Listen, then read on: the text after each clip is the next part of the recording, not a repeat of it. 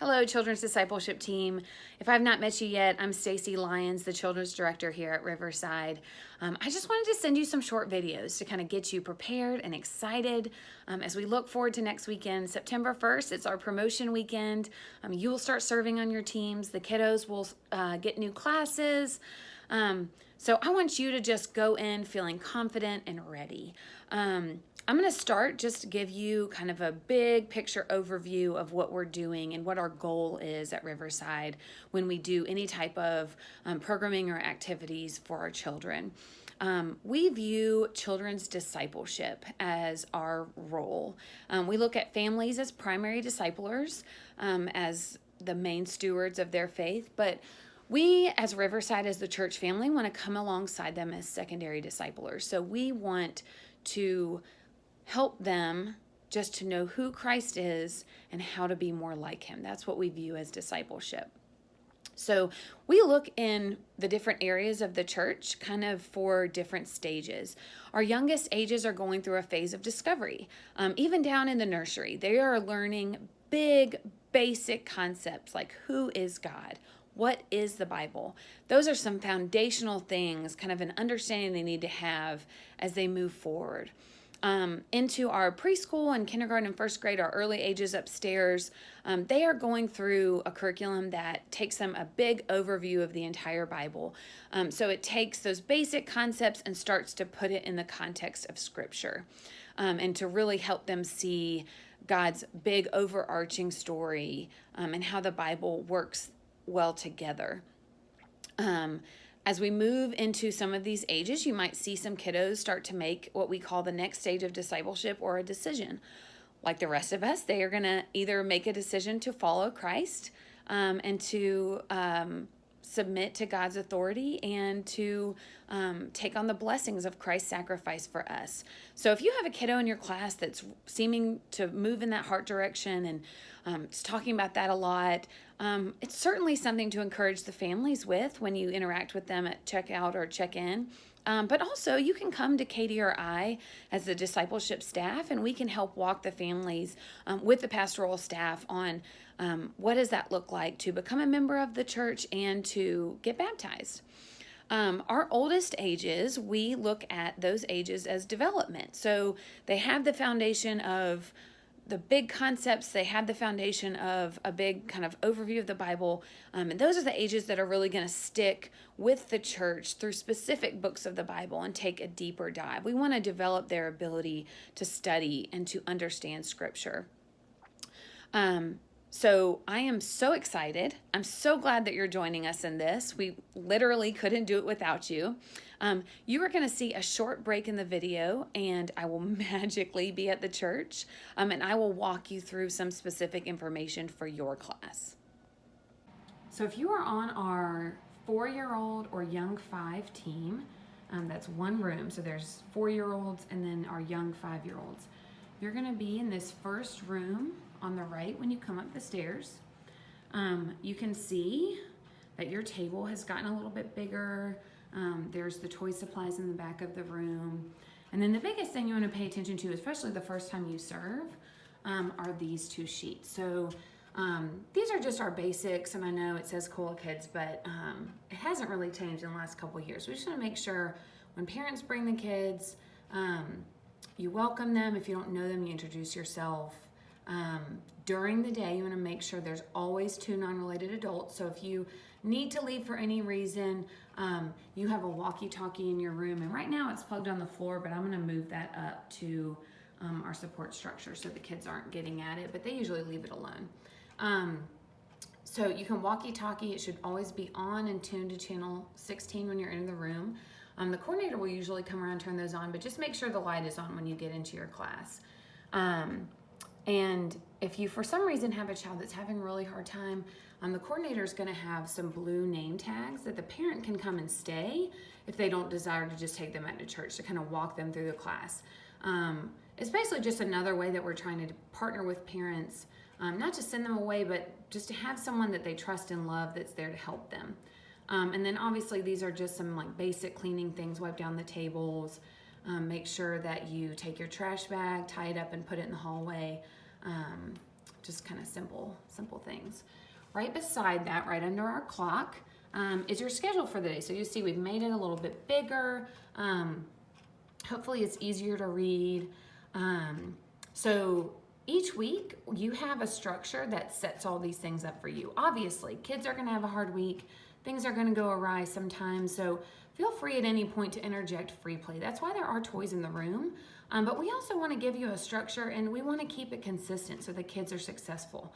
We know that kids have a harder time when they feel like they're out of control or their environment's out of control. So this is one way that we can just help them be able to engage. So when the kids come in, they're gonna sign in, and you have seen, I think I showed you that your sheets, I'm gonna set them up like this on the table. That way, the first thing you can do is try to direct the kids to the table. You're only gonna have about 5-10 minutes from when they get dropped off, depending on when the parent comes. So we don't want them to get too involved in play and have a hard time going to lesson. The next step is gonna be your lesson and worship room. So you'll take your roster and your walkie-talkie, count all the kids up, go over the rules, and then we're gonna walk down to the large lesson and worship room at the end of the hall. This room is actually gonna be oriented a little bit different when you come. The seats are gonna be with the back to the door, with the screen on the wall that you're looking at right now.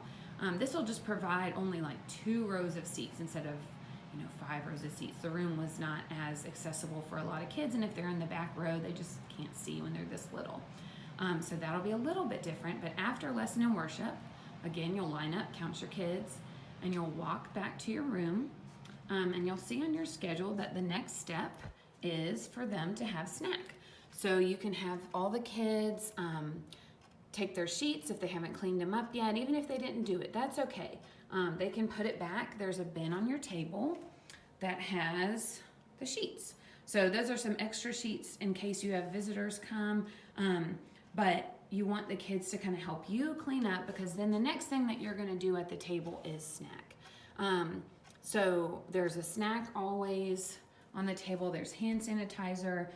You'll give each of them a coffee filter, and your coordinator will come and take this tray while you're gone in the lesson and put little water cups. So they'll have water and just kind of a light snack. After the snack, we are gonna walk down to the bathroom, because I'm just gonna show you that really quick. So when you go out back towards the lesson and worship, you will go down these back stairs. And at this age, they're all just gonna go into the women's bathroom. So you can have one of you stand in the hallway, and when I get down here, I always have all the kids line up under these coat hangers. I just tell them everyone's gonna try potty. If a kid is adamant, they don't have to try to go potty, but usually if you just set that expectation, all of them will at least try, and it avoids unscheduled bathroom breaks. So one of you is standing there outside the stalls. One of you can stand right here in front of the men's door. So I'm going to show you the view. If you're standing here at the men's door, you can easily see the other adult, but you can also supervise the kids on the stairs. When the kids are done going to the bathroom, you can just move them over to the bottom 3 or 4 rows of stairs. Or you can have them stay in the hall. If a kiddo is not listening to you and won't sit on the stairs, you're telling them, okay, well then if I can't trust you to be on the stairs, you can come stand by the door. That way, when everyone's done, again, recount your kids, let one of the adults go first, and lead them back to their class. So you're gonna go back up to your class. So you've already done your lesson, you've already done your snack, you've done your bathroom break. Now you're gonna have them go back into the room. They've gotten some movement, they've had some transition. So you're gonna sit them at the table to do their craft. You'll see the craft supplies are just in your bin. And again, we're trying to get rid of these tables this next week and put a shelf up so that the supplies are out of the kids' reach. But if it doesn't happen, it will look like this. If it does, you'll have a nice shelf with these things up at adult level. So you'll do your craft at the table again, and then you're gonna transition into story time. So again, we're trying to use smaller rooms, but use different areas and spaces to keep the kids engaged. So you'll see there's a seat for you in the corner, and every week there'll be 2 books up here at the top that have biblical content that matches the lesson that you're doing and reinforce another concept that you've been doing in the large lesson in worship. You can see there's also other books on the shelf like Peppa Pig and things that are age appropriate and clean, but we definitely want you to read your story time books. And then if the kids are really into it and want to keep going. That's totally fine. But again, like, you can use this back space to have all the kids sit, and it's just something different.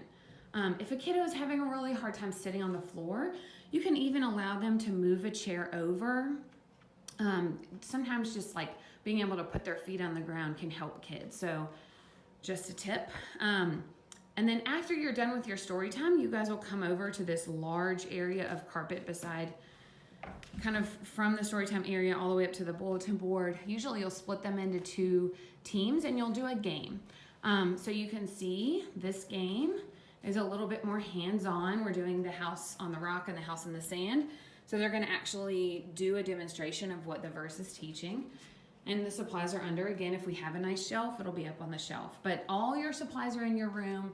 Your schedule is set. So really, if the kids stay engaged the entire day, you're not really even having to use the toys. The toys are there just so that if you need some free time, if the kids are having a really hard time attending, if it's a day that they're really excited, like Promotion Sunday, this first Sunday, it might be a little bit harder because it's a new room, it's a little bit uncertain. So just give them grace, and we will pray for your patience. We're really excited to join you guys. And one last thing, on your table, there is tattoos, and there's a little sponge and a water cup for you to use. This is so that if kids are having a hard time coming into your room, they're having a hard time transitioning away from mom, something fun and novel like that, like a tattoo that doesn't happen every week, just might be a way to kind of to invite them in. If they want stickers, underneath your sheet bin, there's always some stickers. So there are many ways that you can kind of help those kids transition to the room. All right, let me know if you have any questions. And again, we're so excited for you to join us.